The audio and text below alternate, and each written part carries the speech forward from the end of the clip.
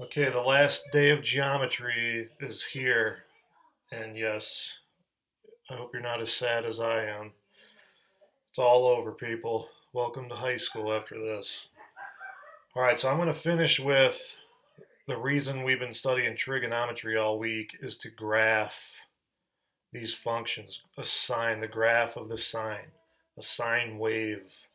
All right, and the reason we're going to do that is people ask me all the time, when am I ever going to use this? Why do we have to learn this? Well, the graph of a sine function is is basically the meaning of life. Okay, maybe that's a little bit dramatic, but light, sound, colors, radio waves, X-rays, gamma rays, everything you can't see basically travels in an up and down curve like this that can be expressed by the graph of sine.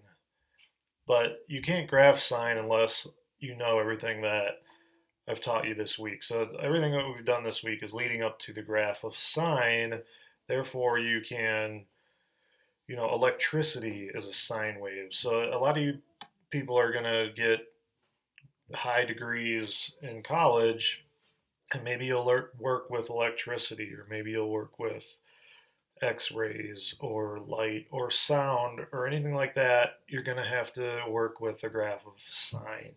So I'm going to show you how to graph that today, what that looks like. But to start, we're just going to do a little bit of review on basics. How do you graph with an input-output table with an XY table?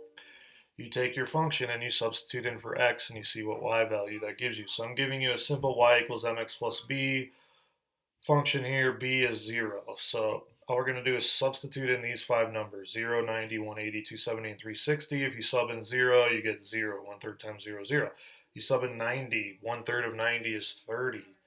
1/3 of 180 is 60. 1/3 of 270 is 90. And 1/3 of 360 is 120. So those are your values when you substitute them into the function, and then you can graph them. And you'll get a straight line. So if this is 90, 180, 270, 360, basically your line is going to be a straight line. Okay, good. The point I wanted to make here is that to plot a graph, you use an XY table. You just plug in some points, plot those points, and connect them with a line. So now we're going to do that with y equals sine x. So this is not mx plus b anymore, but it's still a function. It's y equals something x. This one was y equals 1/3 x. This one is y equals sine x. It's the same concept. It's still going to be a graph that we can create by plotting points on our graph.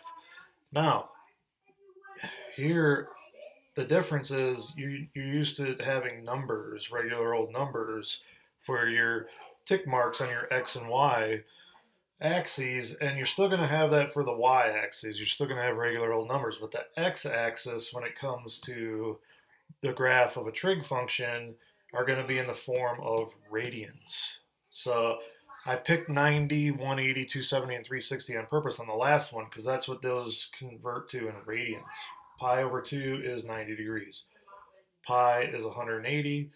3 pi over 2 is 270, and 2 pi is 360. So it's basically the same as we had on the last one, but they're radians now instead of numbers. So let's do sine of 0. You plug in a 0 for x, and what is the sine of 0? Well, 0 is right here, so you haven't moved that point up yet at all. You haven't risen up from the x-axis, so you're looking at this angle right here. There is no opposite side at 0. You haven't moved up at all, say to like right there, so you can get a little tiny triangle. Now you have a side opposite.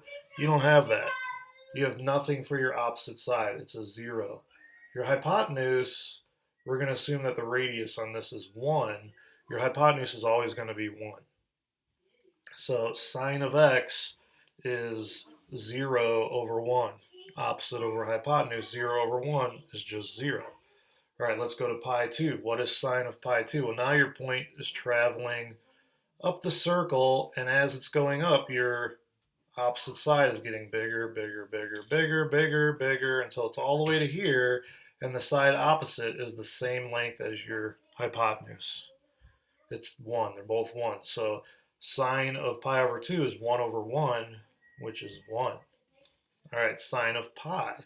Now your point is traveling over to pi, and your opposite sides here are getting smaller and smaller and smaller and smaller and smaller until they're gone, until you hit here. Now there is no side opposite of your angle, so it's 0 over 1 just like it was here, and we're back to 0. Now 3 pi over 2, now your opposite side is getting a little bit bigger as it travels around the circle, getting bigger and bigger and bigger and bigger until it gets to here, and it's the exact same size as the radius, which is the hypotenuse. So it's 1 over 1. But remember, this opposite side here, this side right here, is going down. It's negative. So it's actually negative 1 over 1, which would give you negative 1. All right, and then 2 pi is back to 0. Your hypotenuse is getting smaller and smaller and smaller as the point is traveling around the circle back to where you started, and now the hypotenuse disappears, and you're at 0. So those are your 5 points. You've got 0, 0. So we start off at 0, 0, and then pi over 2, 1, and then pi 0, and then 3 pi over 2, negative 1, and then 2 pi 0. And those points that we just plotted connect like this. A nice pretty curve, and that's your sine wave. And that function, y equals sine over x, is used to describe so many different things that are found in nature. Like I said, light, electricity, colors, you name it, any kind of rays that come from outer space, gamma rays, whatever might have you. So this is a very important graph that humans have created so that they can study things that occur in nature. And it's used in all different kinds of fields that you may go into. So this is important. Unfortunately, it's always done in radians. It'd be nicer if this was a 90, a 180, a 270, and a 360, but you're just not going to see that very often, if ever. It's always done in radians. So you're just going to have to get used to working in radians. Other than that, hopefully you understand where these numbers come from, why the sine of 90 over pi over 2 is 1, and so on and so forth.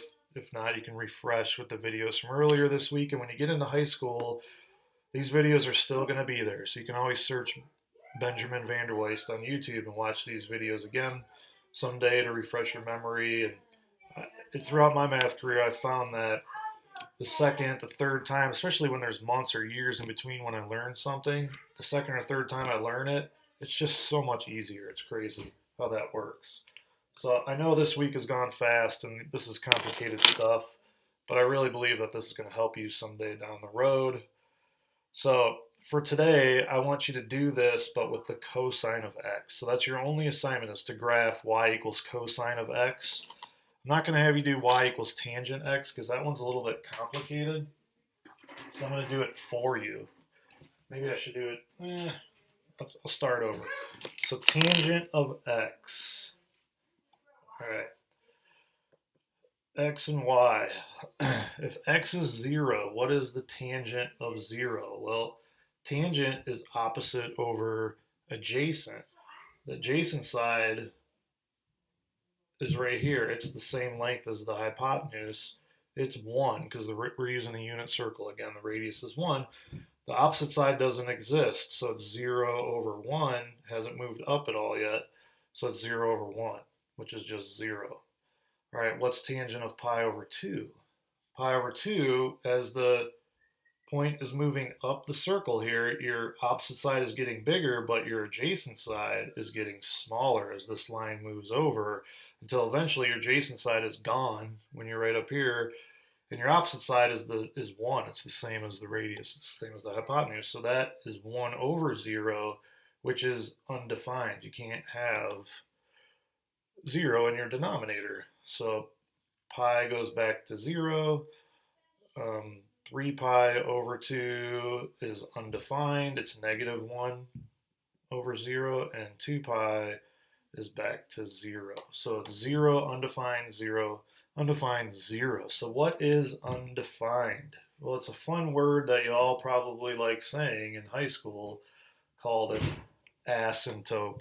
Yes, it's an asymptote. So ha ha ha, laugh it up. But an asymptote is basically a boundary. It's a place where the line never crosses. It's like a limit. It stops that line.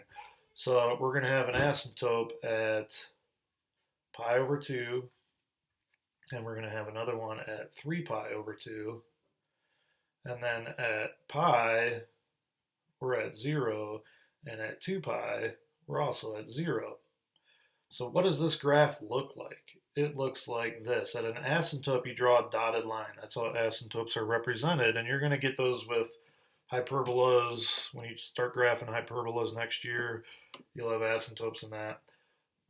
It's basically whenever you have 0 in the denominator, that's where your line is going to not be able to cross, and you're going to have an asymptote. So you have another one there. And what does the graph look like in between these? It looks like this. So the graph of tangent is repeating.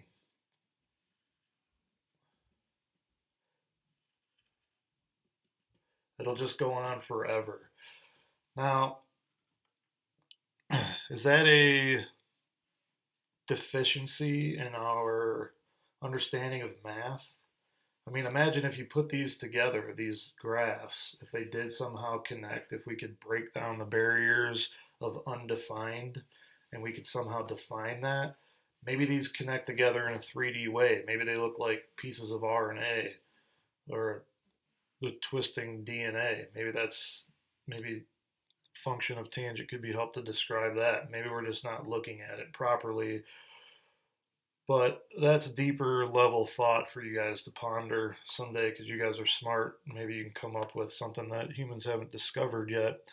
But for now, that's what the graph of tangent looks like. The graph of cosine does not have asymptotes in it because cosine is opposite over hypotenuse, and the hypotenuse is the radius, and the radius is always 1. So when it comes to sine and cosine, you're never going to have an undefined number. You're always going to have 1 as your denominator, so you're always going to have some answer here. It's never going to be undefined, so you're not going to have asymptotes. So it's going to look real similar to the sine curve. It's basically just going to be shifted over a little bit.